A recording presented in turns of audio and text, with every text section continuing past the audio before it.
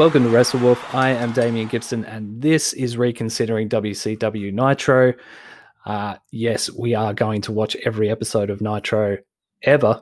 And to help me do that, it's the man, the mystery, the enigma. It's Matthew. Hello, how are you going? Good, man. This was a good episode to watch, I feel. This was like... it was an enjoyable episode of wrestling, which in 2020 is a relatively rare thing. Yeah, I actually, while I was watching this, when the Nitro theme came on, I was like genuinely excited. Which sounds really like makes me sound like a bigger loser than I already am. But I was like, I'm genuinely looking forward to watching this, and I sort of compared it to how I feel with Dynamite, which it's similar. I don't know if I'm at the same level with Dynamite yet. When I'm always happy to see Dynamite, but I'm not like, oh yeah, I can't wait. But I think a lot of that's got to do with like how stupid. I mean, Dynamite is a professional wrestling show where most things make sense, and everyone seems to be part of a team. Even the bigger names like Dean Ambrose and Chris Jericho are happy to John Moxley and Chris Jericho are happy to put people over. You said it, not me. Yeah, I know, right? It's been a long weekend. And Nitro, we have the complete opposite. There's so many egos running around, and it's fascinating and hilarious. And there's good wrestling as well, which we'll get to in a bit. But this episode kind of sums up everything. And we haven't even got to the NWO yet. Well, this is like you're saying like, oh, I don't, I'm really excited about this. I'm not a fan of watch-alongs, as you discovered with horror. I just don't particularly like watch-alongs. I can get it. However, I would be happy in 6 years when we get to 2001 Nitro and feel like, oh my God, we have to record this again. Like we're 5 years, we just have to do it. Like we just have to make good and finish it. To do a listen along to these early episodes where we're like really excited about the potential of WCW. Yeah, look, it's gonna get bad eventually. But I genuinely, and not to harp on sort of the same old tropes that we almost do in every episode that we do of every wrestling promotion, but these things go for 45 minutes. So even if it isn't a great episode, it's not a huge investment, and things are moving. Even if it's shit, at least we're moving on quickly. It'll be a 3-minute segment and then we're on to the next thing. Well, this is the thing that I think the undercurrent of this whole podcast is that you and I both secretly suspect that Nitro is not as bad as it is made out to be by the rise and fall of WCW, and it never will be as bad as it's made out to be. We'll see, but both of us, I think I can speak for both of us in saying that we suspect that this is actually going to be all right. It's not going to be as bad as watching Baron Corbin pour dog food on Roman Reigns, and if it is, then that's fine. We've been there. We've already been there. So, I watched the Jeff Hardy Sheamus bar brawl a couple of weeks ago, so it can't be any worse than that. That was genuinely the worst thing I've ever seen in wrestling. Anyway, let's get into something that's fun. We're coming live from Denver, Colorado, which is the Mile High City. I'm not sure if you know that. That got mentioned about 117 times of Denver, Colorado. And Pepe, bit of Pepe watch, is wearing a leather jacket and glasses. This is Mongo's pet chihuahua, who's wearing a leather jacket with kind of angel wings on the back of the leather jacket, and then he's wearing glasses, human glasses, because dogs don't wear glasses, with goggly eyes with springs on them. And supposedly it's because of the eye-popping action that we're going to see on Nitro, Matt. I just kept thinking how distressing that must have been for this animal. Because the animal, we like to, humanize animals and stuff. There is no way that dog understood what those glasses were no. doing, What's why they were going on him. Like,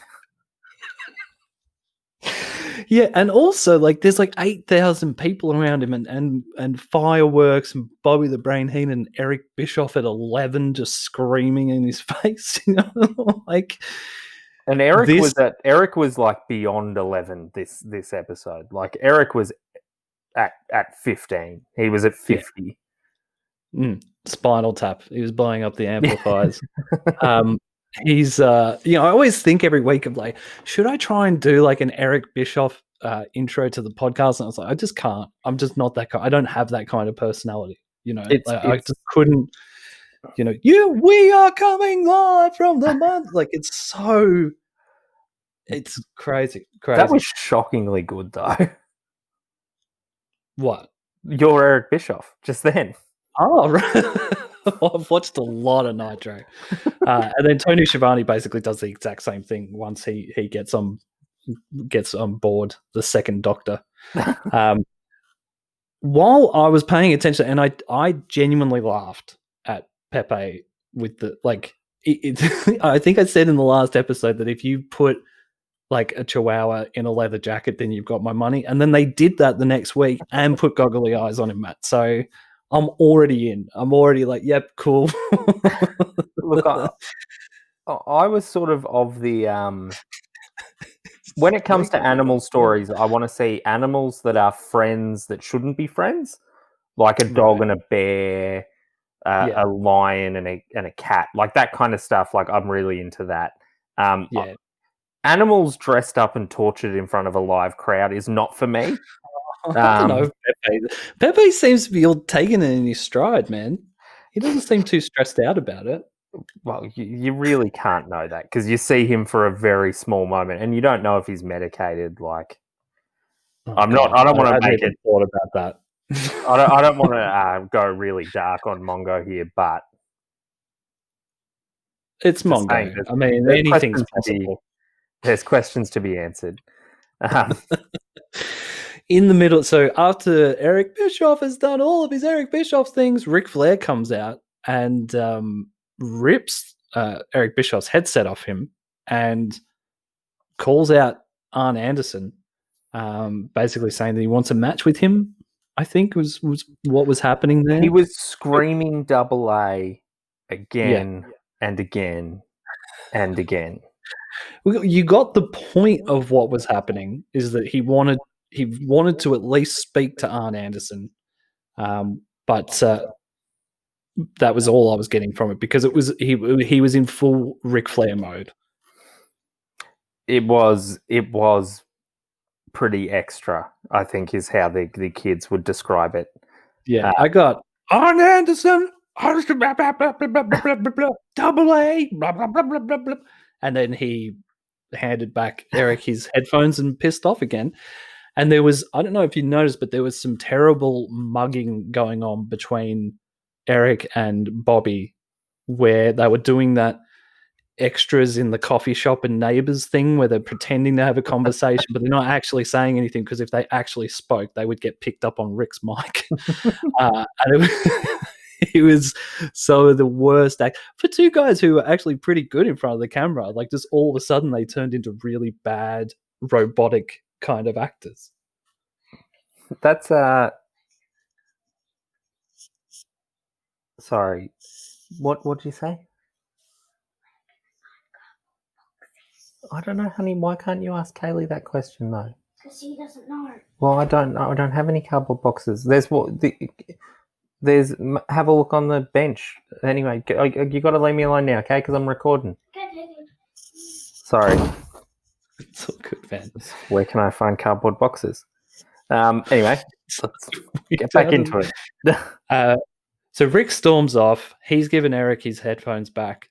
And then they cut to a recap of Lex Luger from last week. And at this stage, man, all of this is 2 minutes and 5 seconds into the episode, and all of this has happened. And the immediately as they recap the Lex Luger stuff, they just start adding stipulations because the only stipulation about 10 seconds before this was that Lex Luger would have to leave WCW, And then it's like loses his title shot as well, which, I mean, makes sense if he's not in WCW, but technically, it goes without saying that he would lose his title shot if he was no longer allowed to wrestle in WCW, unless he was going to wrestle. Was it Uncensored that's the... What's the pay-per-view? That probably doesn't exist yet, but the pay-per-view of unsanctioned matches, maybe he could have come back and had his title shot then. Could have, yeah.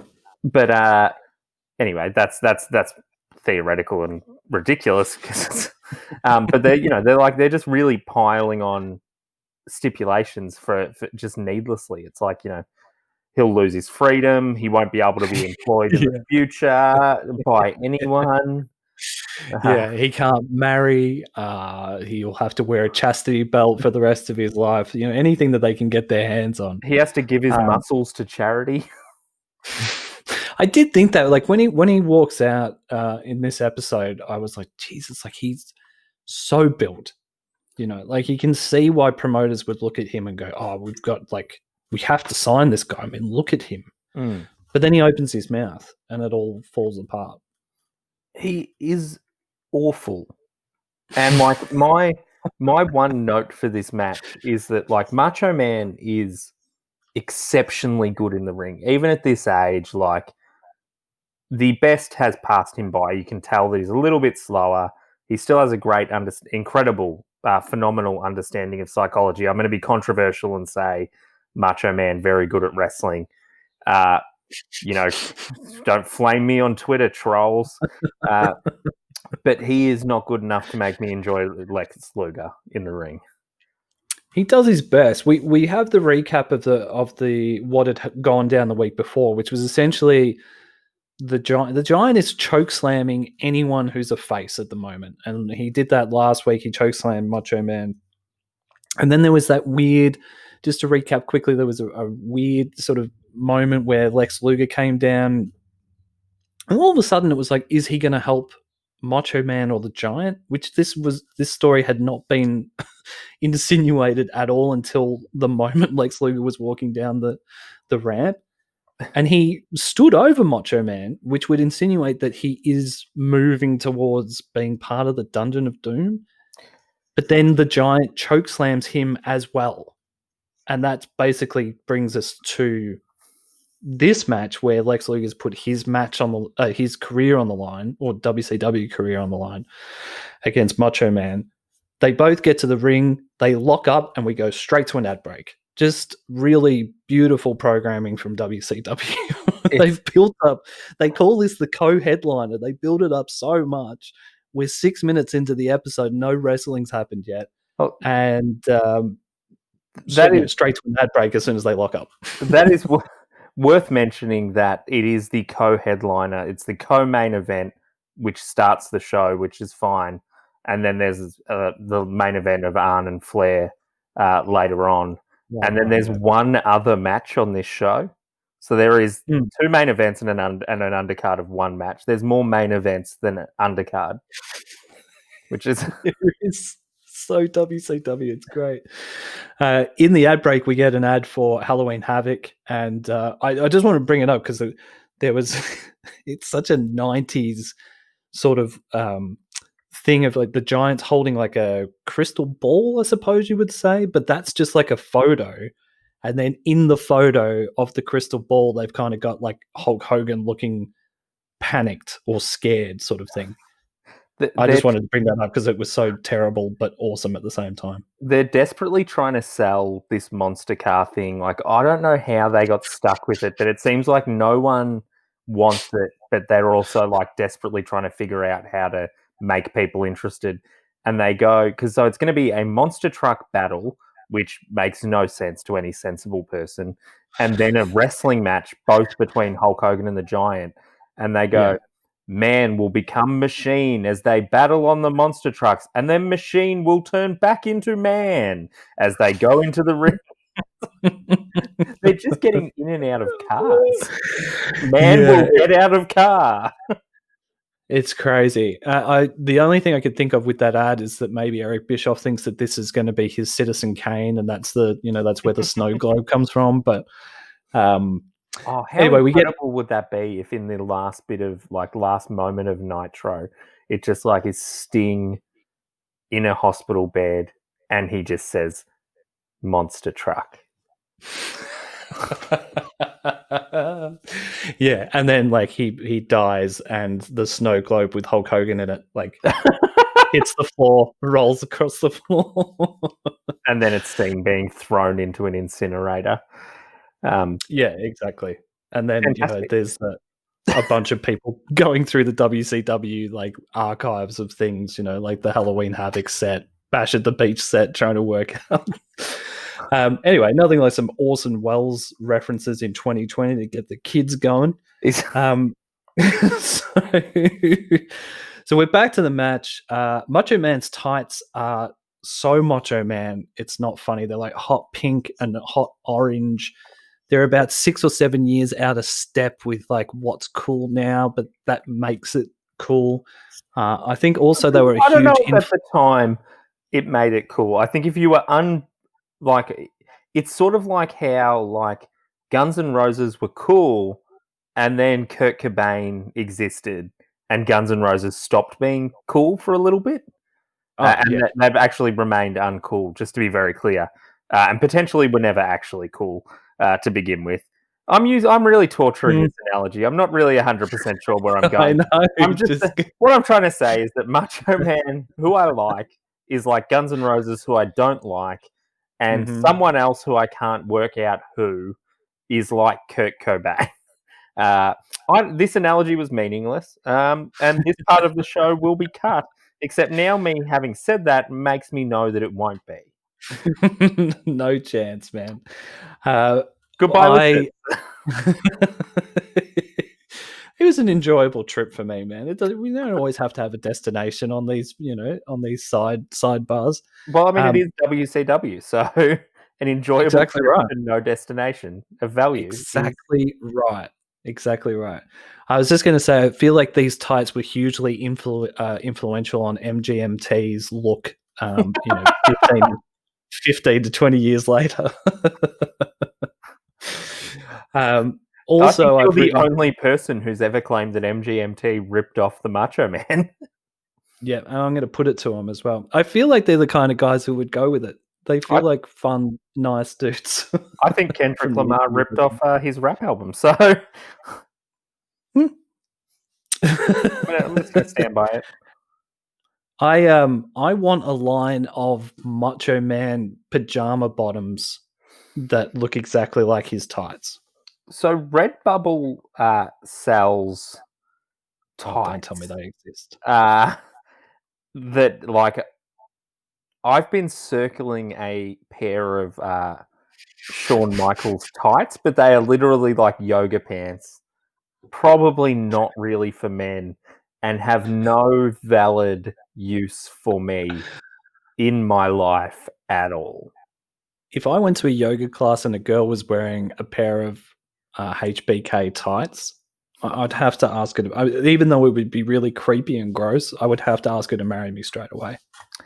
But what if you went to a yoga class and outside, because I'm not going to go to yoga, was a man wearing a pair of HBK tights just sitting around? I'd be intrigued. I wouldn't ask him to marry me because that's not my thing. But I'd still be interested to know where you got them and why you're wearing them and why are you hanging out the front of this yoga class. What I have discovered, because I tried to find these pants for you while we were talking, is not the pants, but you can get a double bed cover that just says Madness and has pictures of Macho Man's face. No.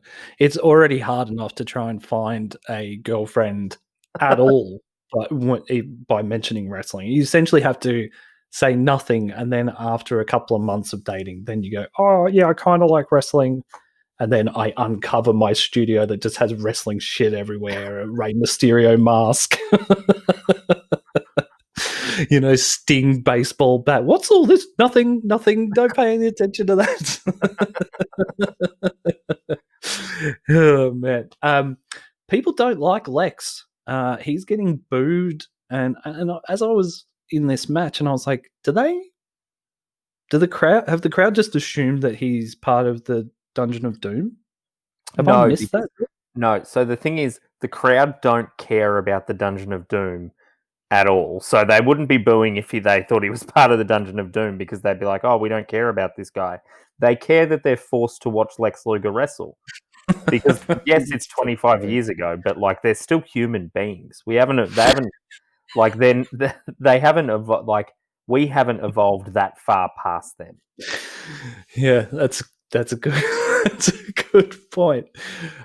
We get our first ref bump that leads to Macho Man doing a flying elbow, and this relates to your point earlier about Macho Man still wrestling really well. He looks great. He gets so much air on this flying elbow, and it's the only thing in this match that really is worth watching, as far as wrestling is concerned. He goes to pin, but the ref is knocked out, and here comes the Giant with our good friend Zodiac. He kills Macho Man again. Lex comes to and then puts Macho Man in the rack. Well, attempts to, but he can't even do his own finishing move properly. Did you notice that? He's kind of got Macho half hanging off one shoulder. Yeah, it didn't look just very awful. good. No. Anyway, Macho Man gets counted out, and that's the end of that match. But I don't think we've seen the end of this storyline. No, but then you never know with WCW. Maybe we have. God, you can only hope. That's the thing where it's like, oh well, maybe next week maybe they'll just forget and they'll move on to something else. The terror, like, because I have very patchy memories of WCW, and the one memory that sort of haunts me through all this is Lex Luger and the Wolfpack. Because I'm like, we're not even up to the NWO, let alone the Wolfpack, which means we've got like 8 years more of 3 years more of Lex Luger minimum. And then I know Jeff Jarrett's coming, and I just see him sitting there. Anyway, let's move on. So it cuts to Eric and the boys, and they're doing a the intro to the next match, and we hear Disco Inferno's theme, and he comes out. And I have a direct quote that I've got to state that Bischoff says that is one of the most haunting things that I've ever heard said on commentary. I've got scheduled Eddie Guerrero, Dean Malenko, but I'm hearing Disco Inferno's music. And I was like, you're not going to fuck me on this, are you, WCW? They don't. But before Eddie comes out, Disco Inferno's doing like his little disco stew dance, John Travolta from Saturday Night Fever dance, and he's really bad at it. I seem to remember him like being okay at the dancing. Maybe he gets better as time goes on. I mean, as far as a wrestler dancing is concerned, but he's so like he's not even in time with the music. He's kind of just doing weird, like walk like an Egyptian type dance moves. Like, it looks like he hasn't bought into his own gimmick yet. Are you disappointed about the Disco Inferno's lack of dancing talent at this stage? Well, no, just because I remember, I don't remember it being that bad. I remember it being a funny gimmick, but I don't remember it being like car crash bad. No, I believe he gets better, and not just at dancing. I think his actual character gets better. I think the more he sort of leans into being a heel and stuff, and then eventually he was a face and won like the US title and stuff, didn't he? I can't remember. We'll find out. Yeah, it gets to the point in WCW where everyone wins a belt. So I'm sure he has. I'm sure he has at some point. Anyway, he's doing his ridiculousness, and Eddie Guerrero comes out for the first time. It's the first time we've seen Eddie on Nitro. And he basically just tells Disco to fuck off. And he does. That's the respect that Eddie is already garnishing in the WCW locker room. He just looks at him and says, go away. And Disco just exits stage left. They refer to Eddie as a gentleman, which I like, given his character later on. Yeah. Dean Malenko comes out next, and he's wearing black and hot pink trunks. This is not like Dean Malenko at all. He's wearing Scott Hall's trunks. They are literally the blood drippy Scott Yeah. Hall outsider trunks. Yeah, 100%. But they're hot pink instead of black and red. It was very weird, but it's really weird. I don't want to see Dean Malenko in hot pink ever again. He's the Iceman, the man of 1,000 holes. I don't want him. What's this personality that we're allowing to escape from Dean Malenko? And he is the man of 1,000 holes, as Mongo McMichael tells us when he says what can only be described as something that Mongo McMichael actually said, which was 1,000 holes. There's a book called 101 Sex Positions. Where does he get 1,000 from? That was it. Well, I've got a Mongo quote here as well.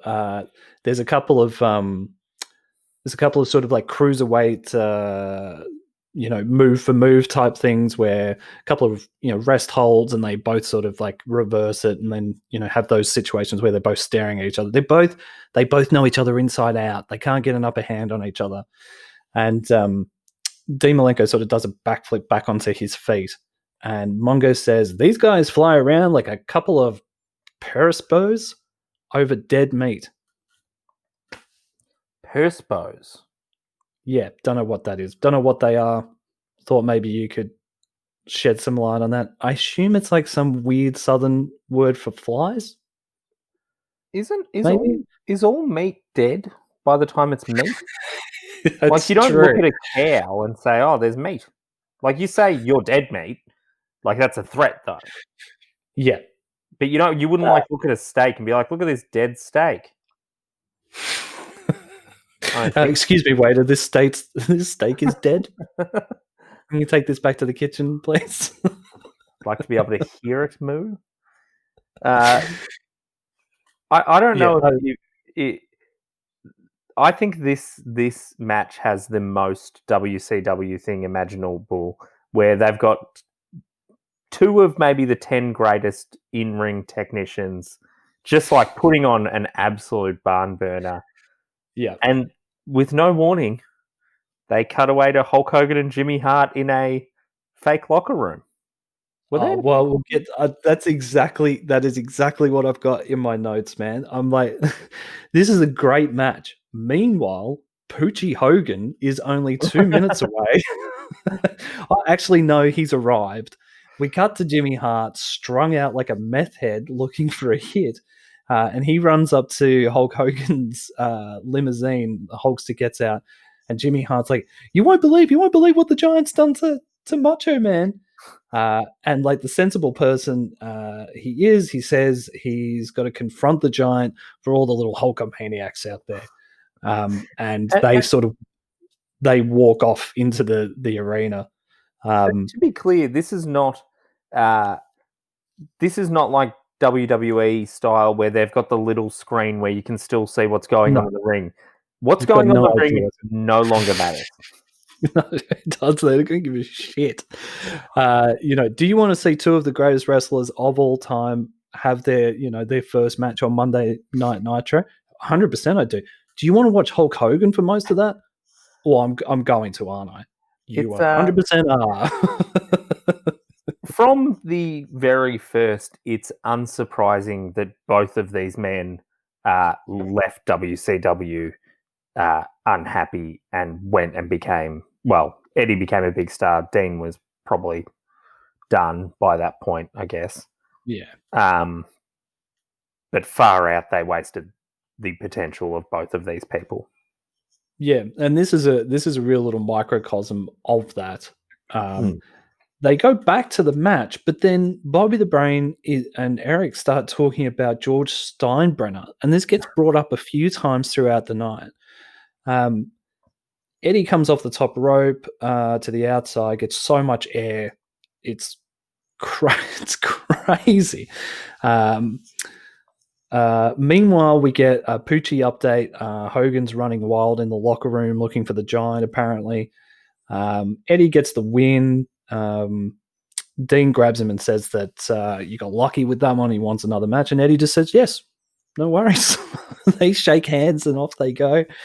And it was, from the little bits and pieces that we saw, Matt, it was a really great match, but we were more interested in talking about baseball and Hulk Hogan. Like, literally Hulk Hogan said the phrase, "We're going to put an end to all his shenanigans," about the Giant. And it's like, someone saying the word shenanigans and we're watching it. Great. I know there's some real like weird language being used by the Hulkster at the moment. Like, he keeps calling the Giant smelly. It's like, you know what I mean? Like, as an insult. It's very sort of like kids show. There's a lot of big stinky giant gear. Well, here comes the Hulkster, whose theme is such an obvious knockoff of Real American. It's the first time I sort of noticed it while we've been doing this, but I was like, oh god, that sounds like a Muzak version of Real American. It's like the lyrics are like, "He is an authentic USA man." Yeah, it's good. So bad.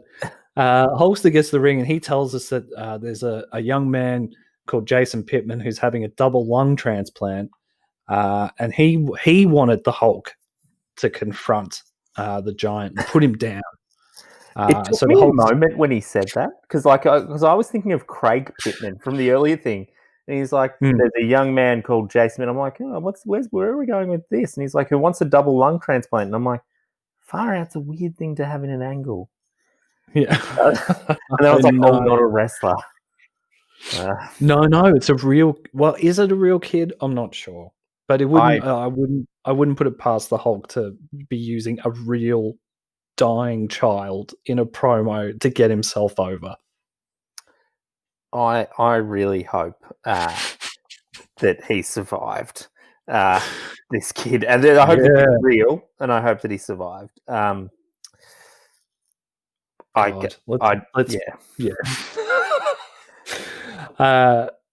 Hulkster, so he cuts that promo and he says he's going to go find the Giant, but beforehand he's got to get out of the ring and high five everyone who's in the front row, and then so he's high fiving everyone, and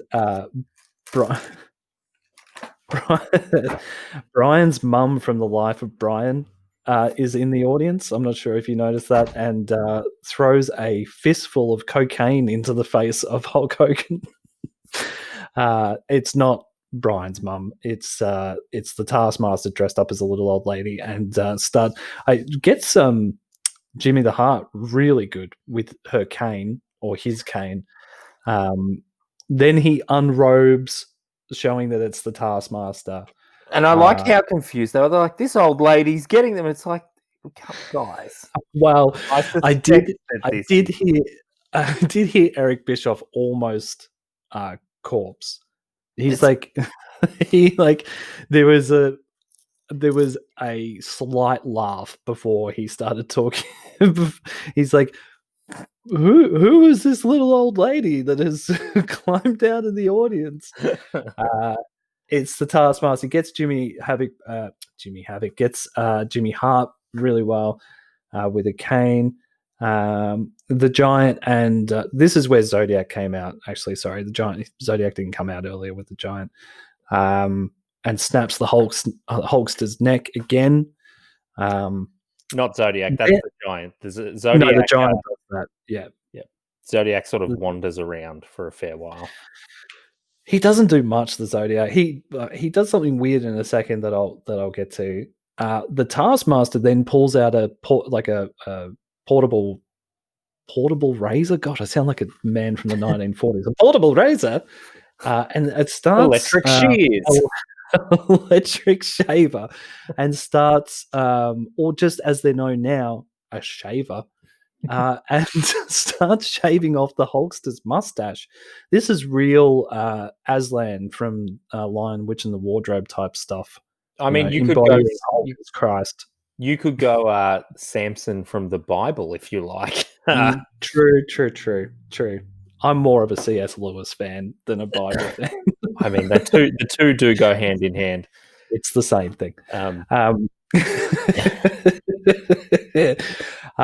Meanwhile, so then the American males, we've had this happen a few times, and this is to show that the Giant is all powerful. The American males with a Z, and the Nasty Boys come down to try and help out, but the Giant choke slams all of them. Who would Those have two thought tags, that the Nasty Boys wouldn't to be the ones to defeat the Giant? yeah, I know, all help Hulk Hogan. I'm strange. The Nasty Boys are the most disgusting wrestlers I've ever seen. Like, I just want it on record because I know that they're going to come up later. They are disgusting. Anyway, Yeah, carry on. Let's move. I noticed while he's shaving Hulk Hogan, he leaves it in a style popularized by a certain silent film actor and or dictator from the 30s and 40s for quite some time. And I was like, I hope that, because I mean, if you were an evil mind control guy, shaving Hulk Hogan's iconic mustache into a Hitler mustache is actually better mind games than it is just shaving the whole thing off. It actually is. I thought you were talking about the Buster Keaton Mussolini mustache, but I've missed the obvious one. You know, it's always the obvious one that you miss. Zodiac is now showing how useless he is because he's got a pair of scissors, like hair cutting scissors, or just scissors, and he looks like he's about to cut Hulk's hair. And the commentators even say that. And then he doesn't. And then he just sort of stands in the ring with the scissors and decides to kind of half-heartedly go after one of the Nasty Boys' hair in brackets. But Zodiac is Brutus the Barber. So I suspect Zodiac forgot which gimmick he was portraying. And also realized that he's Hulk Hogan's best friend in real life, and if he cut his hair off, he may no longer ever be employed anywhere. That's genuinely what I thought. Because it's what it looked like, right? Like it looked like he'd been given those instructions. I don't know whether the Hulkster said something or he's just jumped to that conclusion himself. Like, I know Terry's not going to be very happy if I cut his hair.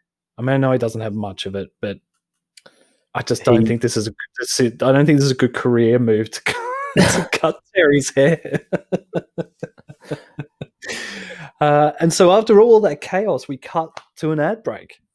And then when we come back, they're all gone.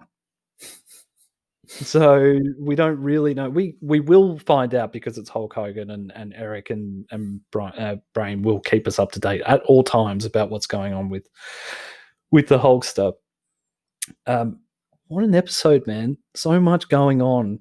We're up to the other main event, the second main event, which is Arn Anderson versus Ric Flair again.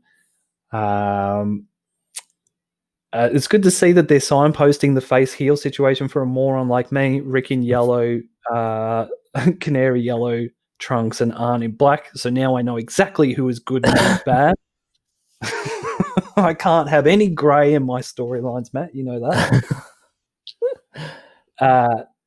Yeah, Eric. So Eric is now talking about the Hulkster's mustache. And I feel like Mongo hasn't said anything for about 20 minutes. And he finally pipes up and goes on a rambling diatribe about how fights with brothers are always dirty. And that's what this match between Arn and Rick is going to be like.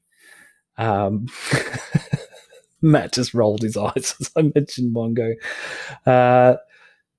Yeah, and then we go back to the commentators talking about Hulk Hogan and baseball while this really hard-hitting, like Rick and Arn are working their asses off in the ring, and really, there's some snug wrestling going on there.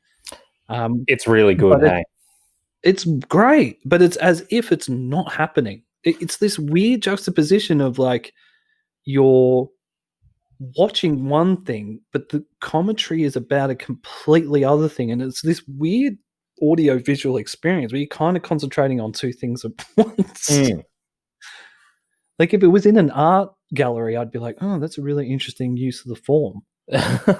Well, it's like, and for you, like you've got the commentators talking about Hulk, you've got the wrestlers in the ring wrestling, And you're also like, where's Johnny B. Bad right now? Johnny B. Bad. I knew that was coming. I was actually gonna. There was an ad for Saturday Night earlier in the episode, and Johnny B. Bad was the star of that. And I was expecting you to bring it up and say something about it, but you didn't. So I thought I'd so Damo's solo WCW Saturday Night Lives will be Saturday nights will be coming to WrestleWalk soon.